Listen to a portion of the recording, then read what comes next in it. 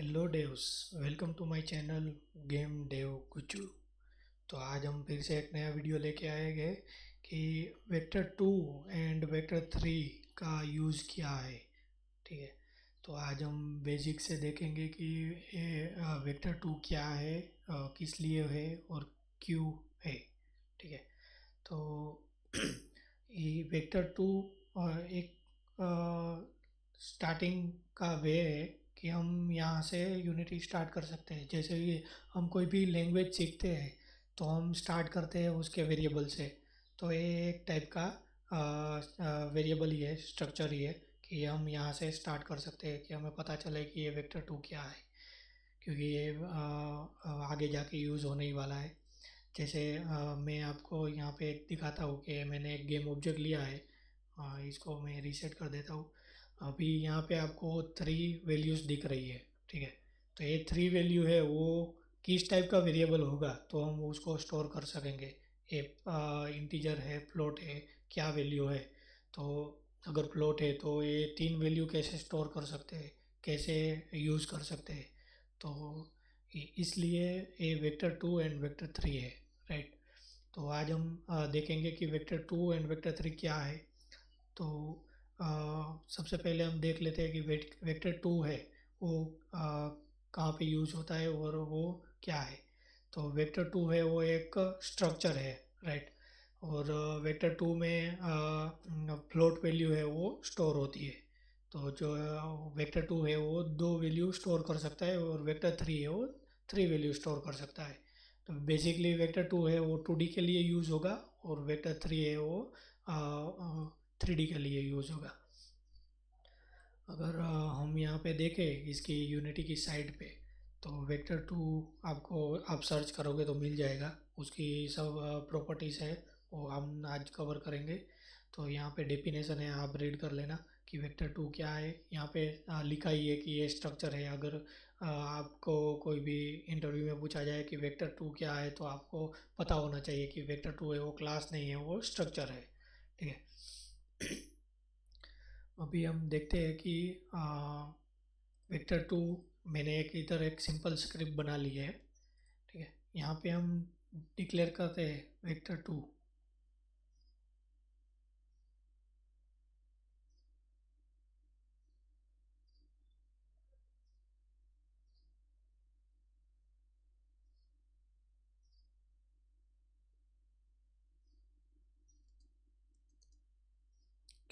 आ गया vector to. इस type का स्ट्रक्चर होता है। जैसे हम सिंपल वेरिएबल यूज़ करते हैं उसी तरह इसको यूज़ करना है। इधर मैं कोई भी नाम दे सकता हूँ। जैसे नाम दे दिया नम, या तो नाम दे दिया पोजीशन। राइट। तो ये हमारा वेक्टर हो गया। इसको हम सीरियलाइज कर देंगे या तो पब्लिक कर देंगे तो हम इसको इंस्पेक्टर से यूज़ कर सकते हैं। यहाँ पे मैं सेव कर लेता हूँ और आ जाते हैं यूनिटी में।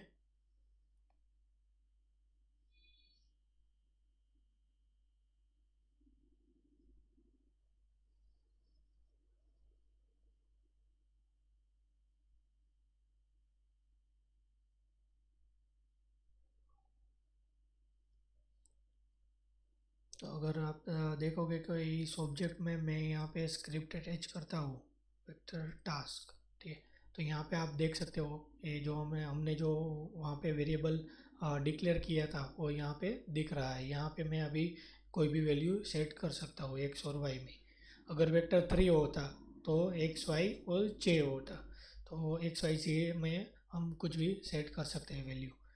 अब ये वेक्टर टू है वो कहाँ पे यूज़ होगा, तो हमें कोई स्पेसिफिक टू वैल्यू स्टोर करनी है तो वहाँ पे हम यूज़ कर सकते हैं। फ्लोट वैल्यू स्टोर करनी है या तो इंटीजर वैल्यू स्टोर करनी है। अ, कोई भी पोजीशन सेट करनी है तो ट्रांसफॉर्म कंपोनेंट का यूज़ होगा, ट्रांसफॉर्म क्लास का यूज़ होगा। लेकिन उसमें पोजीशन सेट कैसे करेंगे, क्योंकि वो वेक्टर टू वैल्यू है या तो वेक्टर थ्री वैल्यू है, तो वहाँ पे हम यूज़ करेंगे। ठीक है। तो सबसे पहले हम ये इसकी जो प्रॉपर्टी है वो देख लेते हैं कि कौन कौन सी प्रॉपर्टी है। ओके। तो सबसे पहले डाउन है, लेफ्ट है, नेगेटिव इन्फिनिटी है, वो अभी इतना कुछ काम का नहीं है तो उसको हम अभी स्किप करते हैं। वन है, राइट है, अप है और जीरो है। तो ये सब वैल्यू क्या देती है? तो जैसे ही हम वेक्टर टू डॉट डाउन करेंगे तो हमें वो स्पेसिफिक ये वैल्यू रिटर्न करेगा कि डाउन मीन्स नीचे की तरफ। तो -1 रिटर्न करेगा। जैसे अपना ग्राफ होता है, आपने देखा ही होगा अपना, हम ग्राफ, हमारा ग्राफ कैसा होता है कि उसमें लेफ्ट साइड है वो माइनस वैल्यू होती है, राइट साइड में प्लस वैल्यू होती है, टॉप में प्लस वैल्यू होती है और बॉटम में बॉटम में माइनस वैल्यू होती है। जैसे मैं आपको ड्रॉ करके दिखाऊँ। ठीक है, तो ऐसा हमारा ग्राफ होगा। यहाँ पे जीरो जीरो वैल्यू होगी, एक्स में ज़ीरो, वाई में ज़ीरो। यहाँ पे -1 होगा और वाई में ज़ीरो होगा। यहाँ पे प्लस में 1 होगा और वाई में ज़ीरो होगा। यहाँ पे जीरो होगा लेकिन -1 वाई में होगा। यहाँ पे एक्स में ज़ीरो होगा लेकिन वाई में +1 होगा। ठीक है, तो अगर हम वेक्टर टू डॉट डाउन करेंगे तो हमें कौन सी वैल्यू देगी? ए वाली वैल्यू रिटर्न करेगा। अगर वेक्टर टू डॉट लेफ्ट करेंगे तो ए वाली रिटर्न करेगा। ए है लेफ्ट, ए है डाउन, फिर है वन। अगर हमें वन वैल्यू चाहिए कि कहीं पे सेट करनी है कि सीधा दोनों पैरामीटर में वन वैल्यू सेट हो जाए, तो इनबिल्ट है प्रॉपर्टीज़ है कि वेक्टर टू डॉट वन करेंगे तो वन वन रिटर्न करेगा। Right, vector two dot right का हम यूज़ करेंगे तो ए वाले वैल्यू रिटर्न करेगा, ए है राइट वैल्यू। अप, तो अप वाला ए वाला वैल्यू रिटर्न करेगा, ए है अप वाला वैल्यू। ठीक है, वेक्टर टू डॉट जीरो, तो ये वाला वैल्यू है वो रिटर्न करेगा जीरो जीरो। कहाँ कहीं पे हमें सेट करना है कि पोजीशन उसकी ज़ीरो सेट हो जाए, तो सीधा हम ऐसे यूज़ कर सकते हैं वेक्टर टू डॉट जीरो। तो कैसे यूज़ करना है वो हम अभी देखेंगे। ठीक है, तो हम आ जाते हैं कोड पे। ठीक है, यहाँ पे हम अभी सिंपल प्रिंट करवाते हैं।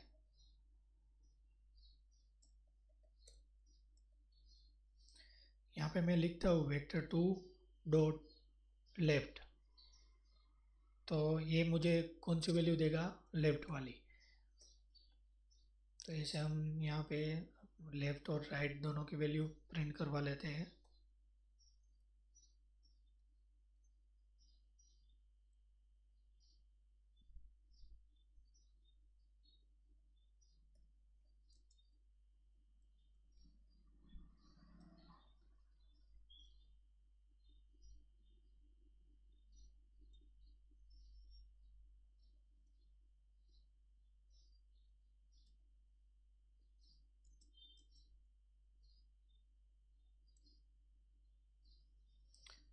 ठीक है, अपडेट का अभी कुछ काम नहीं है तो हम इसको रिमूव कर देते हैं।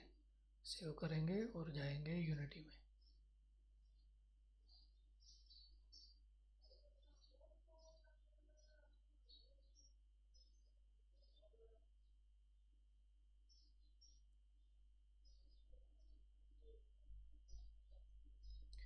अब जैसे ही रन करेंगे तो यहाँ पे प्रिंट होके आ जाएगा लेफ्ट और राइट की वैल्यू।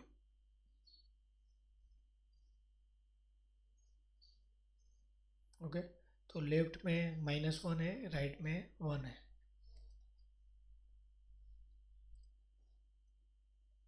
अभी हम प्रिंट करके देखते हैं कि अप और बॉटम में क्या वैल्यू आता है, अप और डाउन।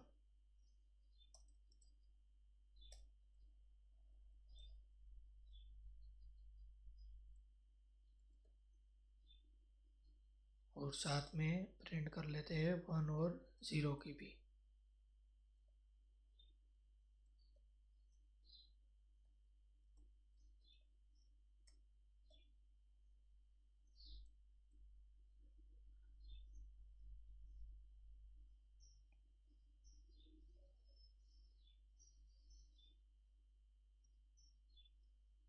ओके, तो जैसे ही हम रन करेंगे तो यहाँ पे हमें दिख जाएगा सारी वैल्यू।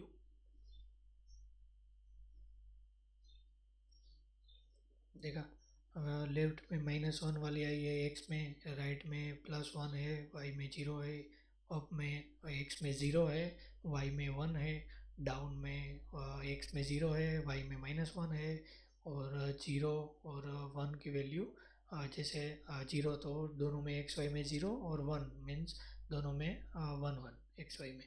तो बेसिकली वेक्टर टू क्या करता है, एक्स और वाई की पोजीशन स्टोर करता है। वेक्टर थ्री क्या करता है, एक्स वाई एंड जेड की पोजीशन स्टोर करता है।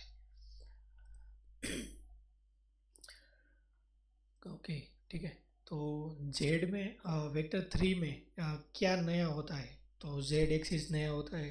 तो यहाँ पे हम जेड में कौन सी वैल्यू आएंगी, फॉरवर्ड एंड बैकवर्ड। तो बैक एंड फॉरवर्ड दोनों वैल्यू आएगी, तो इधर मैं बैक प्रिंट करूँगा। तो वेक्टर टू में देखो यहाँ पे नहीं है, लेकिन जैसे ही मैं इधर वेक्टर थ्री करूँगा तो बैक की वैल्यू हमें दिखाएगा कि बैक में है, एक प्रॉपर्टी है ऐसी। वेक्टर थ्री डॉट यहाँ पे करेंगे फॉरवर्ड,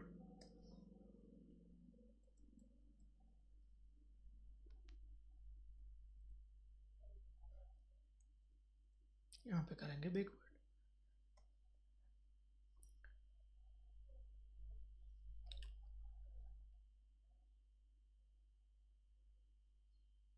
तो बेसिकली आप कभी भी आपको टू या थ्री वैल्यू संभाल के रखनी है, स्टोर करके रखनी है, तो आप वेक्टर टू और वेक्टर थ्री का यूज़ कर सकते हो।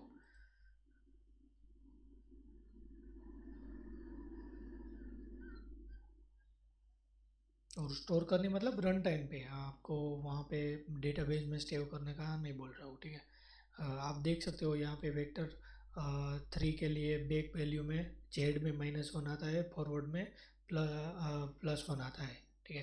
तो आगे का सेम ही है, वेक्टर थ्री डॉट राइट करेंगे तो ये वैल्यू देगा, जेड में ज़ीरो देगा। तो वेक्टर टू और वेक्टर थ्री में एक्स वाई में सेम ही फॉलो होता है, सिर्फ जेड का एडिशनल है वेक्टर थ्री में, राइट। ओके, तो अभी हम आगे देखेंगे कि ये वेक्टर टू में दो एडिशनल प्रॉपर्टीज़ है, वेक्टर टू और वेक्टर थ्री दोनों में, मैग्नीट्यूड एंड नॉर्मलाइज। तो ये दोनों प्रॉपर्टी क्या है, ये थोड़ा इम्पोर्टेंट है। लेकिन अगर आप कुछ फिजिक्स का कैलकुलेशन कर रहे हो, अगर आप लाइटिंग का कुछ कैलकुलेशन कर रहे हो तो यूज़ है, वरना कुछ यूज़ नहीं है।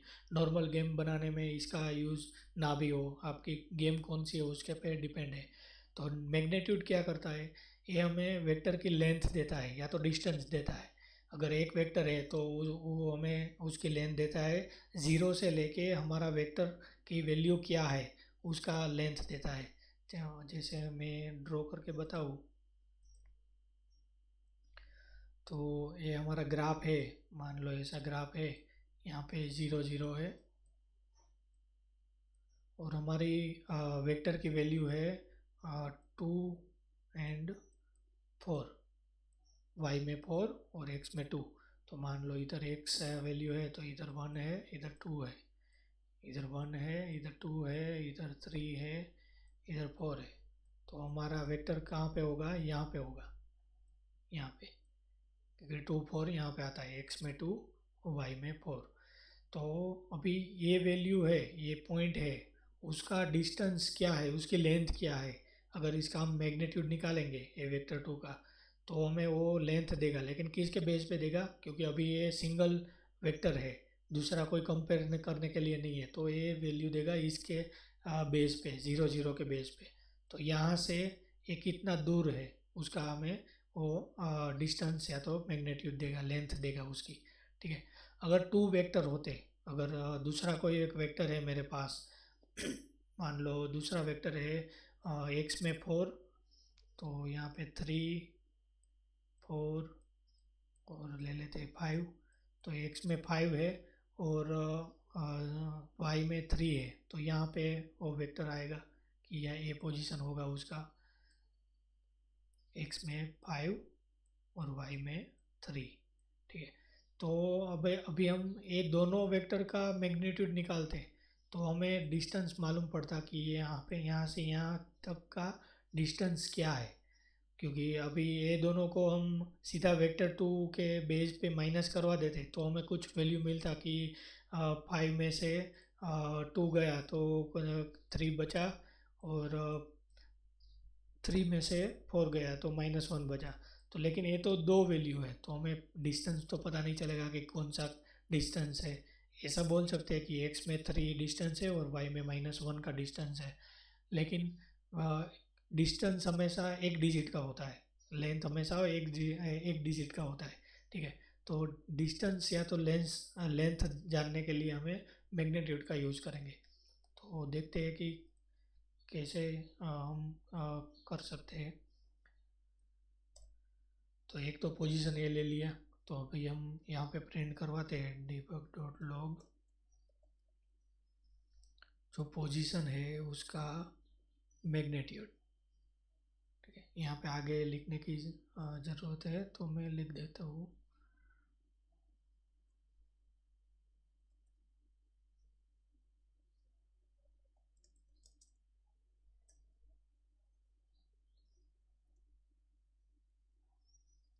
ठीक है, अभी हम जाएंगे यूनिटी में।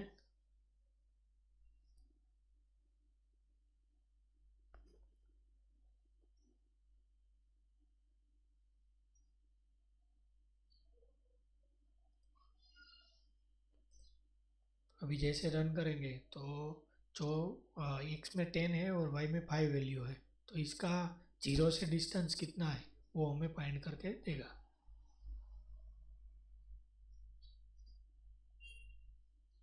देखा, तो 11th का डिस्टेंस है, 11th उसकी लेंथ है, तो ये हमें मैग्नीट्यूड है वो ये वैल्यू रिटर्न करता है। अभी दो वेक्टर ले लेते हैं, एक में और वेक्टर यहाँ पे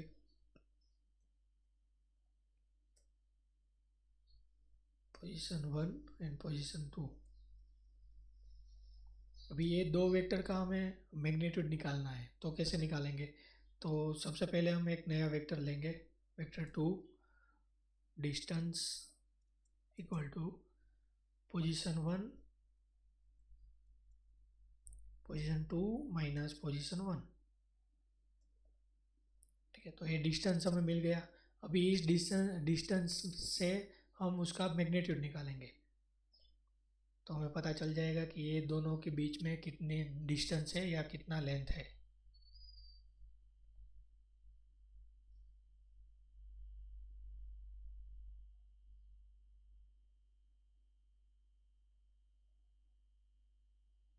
आ गया पोजीशन 1 पोजीशन 2। यहाँ पे हम वैल्यू दे देते हैं 2 और 3, यहाँ पे देंगे 5 और 6। तो ये दोनों के बीच में कितना डिस्टेंस है वो हमें पता चल जाएगा। तो जैसे रन करेंगे तो आ गया, इस दोनों के बीच में 4.24 का डिस्टेंस है। तो इन दोनों की लेंथ क्या है? 4.24। ठीक है, अब हम देखेंगे नॉर्मलाइज। नॉर्मलाइज क्या है? बेसिकली अगर कोई पर्टिकुलर डायरेक्शन में हम मूव कर रहे हैं तो तभी हम ये नॉर्मलाइज की वैल्यू देखेंगे। हमें उसका डिस्टेंस क्या है वो नहीं देखना है, लेकिन उसकी डायरेक्शन क्या है वो उस पर ध्यान देना है, तो हम नॉर्मलाइज यूज़ करेंगे। ये नॉर्मलाइज क्या करता है कि अगर हम जैसे मैं ड्रॉ करके दिखाता हूँ, जैसे ये हमारा ग्राफ हो गया। ठीक है, यहाँ पे होगा 0 0। अभी हम कोई भी प्लेयर को मूव करते हैं, तो कोई भी ऑब्जेक्ट को मूव करते हैं, या मान लो कि हमने AWSD से मूवमेंट वाला कोड कर दिया। अभी हमारा प्लेयर W दबाने से यहाँ पे अप डायरेक्शन में जाएगा, और ए की दबाने से लेफ्ट में जाएगा, डी की दबाने से राइट में जाएगा, एस दबाने से बॉटम में जाएगा। ठीक है, तो अभी इस वे में जैसे हम एक एक की प्रेस करेंगे, एक एक कोई भी पर्टिकुलर डायरेक्शन में मूव करेंगे तो कुछ दिक्कत नहीं है, लेकिन हम बोथ डायरेक्शन में मूव करेंगे। जैसे मैंने W की भी दबाई और D की भी दबाई, मीन्स पहले मूव करेगा इस डायरेक्शन में, तो डायगोनल कोई भी डायरेक्शन में मूव होगा तभी दिक्कत आएगा, कि इसकी स्पीड का दिक्कत आएगा कि ये ज़्यादा स्पीड से मूव होने लगेगा। तो जो इश्यू है उसको कैसे फिक्स कर सकते हैं, उसके लिए है नॉर्मलाइज। तो नॉर्मलाइज बेसिकली क्या करेगा कि ये दोनों का बीच का डायरेक्शन है उसका मैग्नीट्यूड निकाल के उसका नॉर्मलाइज करके हमें वैल्यू देगा। जैसे फॉर एग्जांपल हम यहाँ हमारा वैल्यू है यहाँ पे मान लो कि 3 है ये वाई में और एक्स में भी 3 है। अभी मैंने बटन जैसे ही दोनों साइड की दबाया तो हमारा वैल्यू 3 3 जाता है तो यहाँ तक आ जाएगा। बेसिकली वो 1 1 होगा लेकिन हम 3 का एग्जांपल लेके करते हैं। अगर आपको 1 का करना है तो 1 का करते हैं।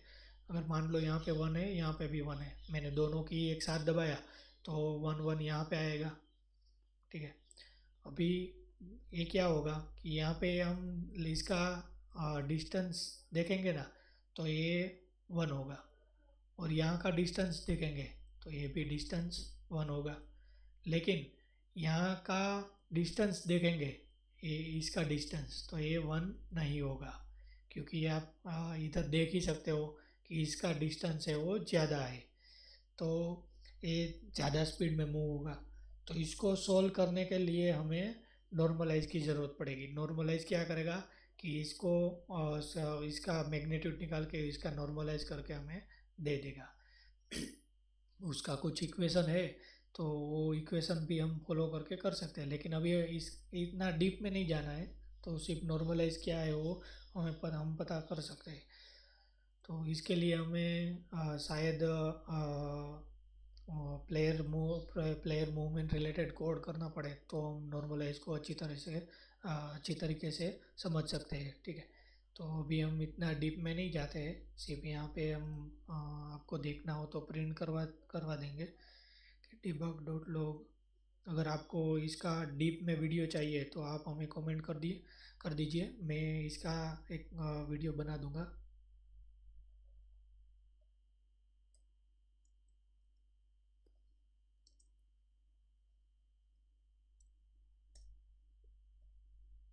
ठीक है। जैसे सेव करेंगे यहाँ पे यूनिटी में आ जाएंगे।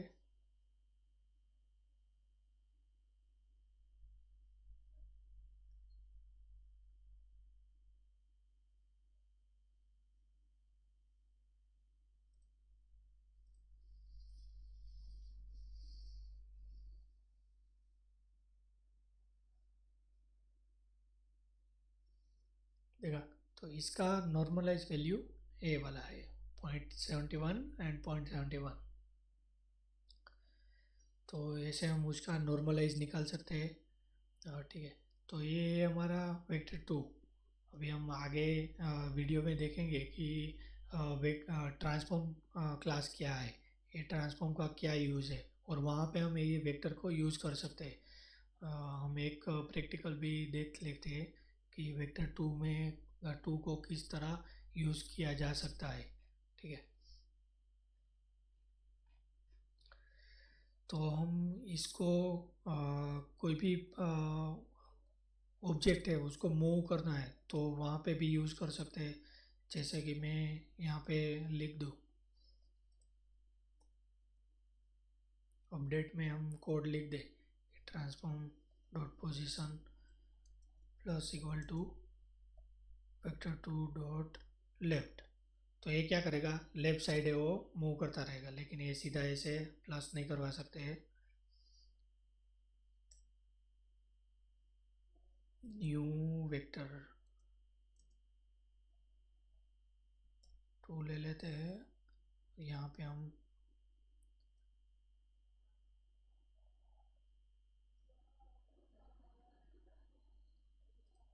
नहीं ऐसे मूव करेंगे वेक्टर टू डॉट लेफ्ट। ठीक है। प्लस इसलिए नहीं चल रहा था क्योंकि वो कंबाइन नहीं कर सकता था। ये क्या करेगा ये हमें वेक्टर लेफ्ट है वो वैल्यू क्या देगा तो -1 और 0। तो यहाँ पे वो इसको असाइन कर देगा और उसको इस तरीके से मूव कर देगा। ठीक है।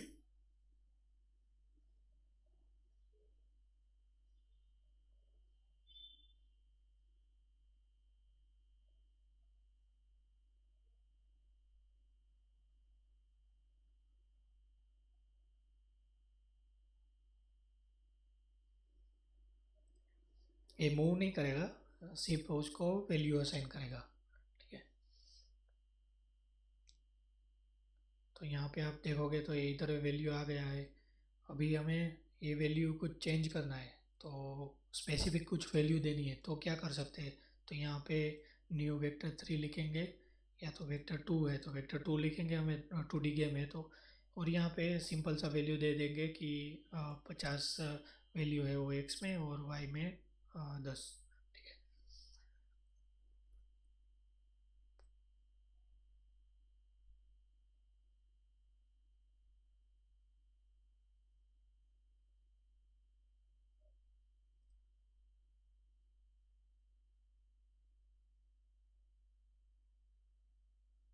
तो यहाँ पे आप देखोगे कि उसकी वैल्यू असाइन हो गई है।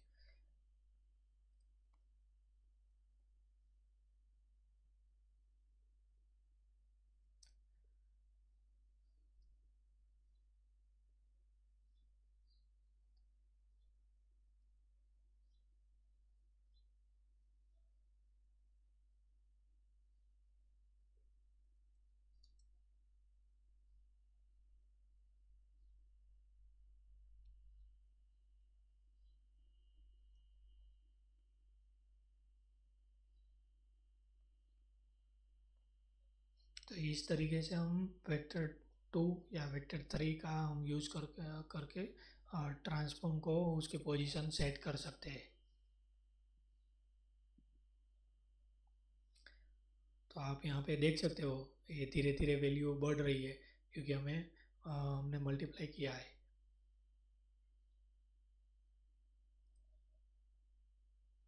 लेकिन वो एक ही कर रही है, इधर प्लस लगाते हैं तो वो कंटिन्यूसली इसकी वैल्यू इंक्रीज करता रहेगा। अभी लेफ्ट लिया है तो वो डिक्रीज करता रहेगा।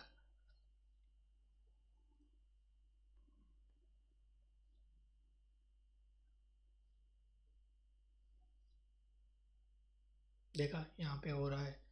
अगर हम कोई 3D ऑब्जेक्ट ले लें, उसके ऊपर ट्राई करें, इसको डिलीट कर देते हैं, यहाँ से एक 3D क्यूब लेते हैं, इसको हम 0 सेट करते हैं और यहाँ पे एड अटैच कर देते हैं स्क्रिप्ट को। इसकी कुछ ज़रूरत नहीं है लेकिन भले ही पड़ा। अभी इसको हम देखना है सीन में, तो हम देख सकते हैं कि कैसे वो मूव हो रहा है। यहाँ पे हमारा 3D ऑब्जेक्ट पड़ा है।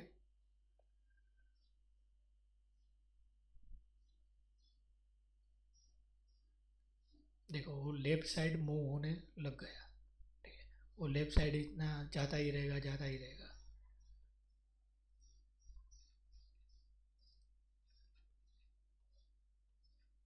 ऐसा वो इनफाइनाइट जाता ही रहेगा जब तक हम उसको स्टॉप नहीं करेंगे। अगर हम इसको राइट कर देंगे तो राइट साइड मूव होगा, अगर इसको मैं अप कर दूँ तो अप साइड मूव होगा।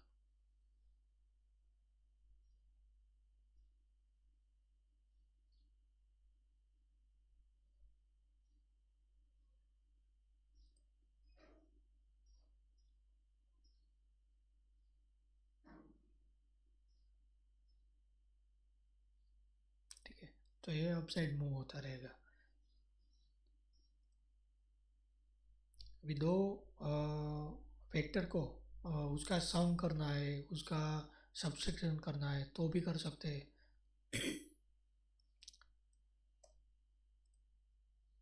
यहाँ पे हम प्रिंट करवा लेते हैं।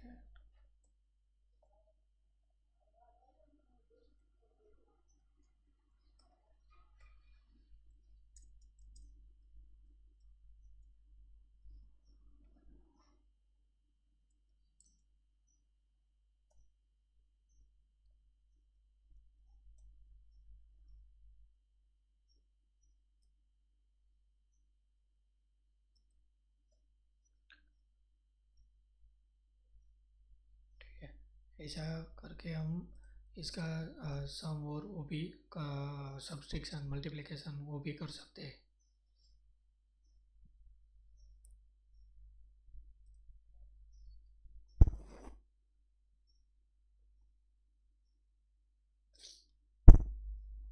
अभी 0 0 है क्योंकि हमने यहाँ पे कुछ वैल्यू नहीं दी है तो यहाँ पे मैं वैल्यू दे देता हूँ 5, 9 एंड 2, 3।